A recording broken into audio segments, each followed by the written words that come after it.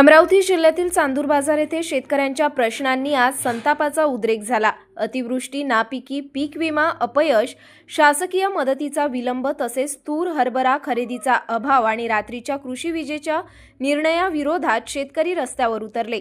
प्रहार जनशक्ती पक्षाच्या नेतृत्वाखाली शेतकऱ्यांनी तहसील कार्यालयावर प्रतिकात्मक कठपुतली आंदोलन करत प्रशासनाचा निषेध नोंदवला।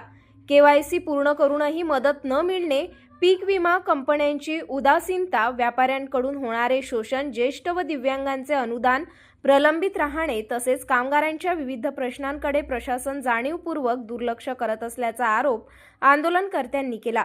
आंदोलनानंतर तहसीलदारांना लेखी निवेदन देण्यात आले असून मागण्या तातडीने मान्य न झाल्यास आंदोलन तीव्र करण्याचा इशारा देण्यात आला आहे।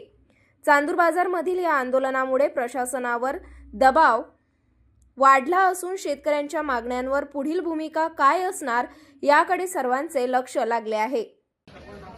आम्ही जे आज कठपुतली आंदोलन केलेलं आहे, हे कठपुतली गव्हर्नमेंट आहे आणि या कठपुतली गव्हर्नमेंटमध्ये जे सोंगटी असते, जे मतदारसंघावर या सोंगटीचं लक्ष असायला पाहिजे, ज्या नेत्याचं लक्ष असायला पाहिजे, पण ते सोंगटीच्या रूपात गेलेली आहे। त्यामुळे सर्व शेतकऱ्याला आम्हाला रस्त्यावर यावं लागत आहे। आज शेतकऱ्याच्या आधी जर एखादा बोलला तर त्याला चिवगाळ केल्या जाते, शेतकऱ्यासाठी एखादा बाहेर निघाला तर त्याच्यावर कारवाई केल्या जाते।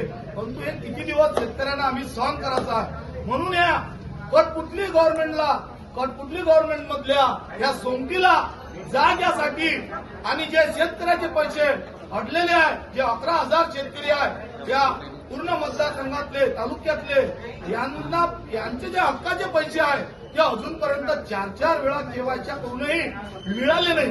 हे पैसेही मिळाले पाहिजे। त्याचप्रमाणे दुसरा विषय होता आमचा त्या सौर ऊर्जा पंपाचा विषय आहे। जुलै व ऑगस्ट 2025 मध्ये अतिवृष्टी झाली आणि शेतकऱ्याचं अक्षरशः जीवाचं नुकसान झालं आणि त्या नुकसानात चांदूर बाजार तालुक्यात सुद्धा 100% नुकसान झालं व जुलै ऑगस्ट मध्ये शासनाने सप्टेंबर महिन्यात या अतिवृष्टीचा चांदूर बाजार तालुका जाहीर केला।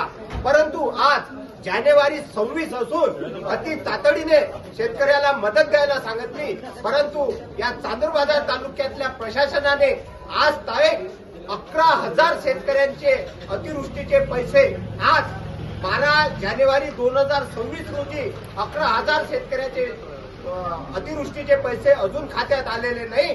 जुलै ऑगस्ट मध्ये झालेली अतिवृष्टी आज जानेवारी महिन्यात निघतो, तो शेतकरी जगेल कसा? म्हणून याचा निषेध करण्याकरिता व आजपासून 7 दिवसात या अतिवृष्टीचे शेतकऱ्याच्या खात्यात पैसे जमा नाही झाले तर आम्ही 19 तारखेपासून कलेक्टर ऑफिसवर ठिय्या आंदोलन करून शेतकऱ्याला न्याय मिळवून देण्यास शिवाय राहिला नाही।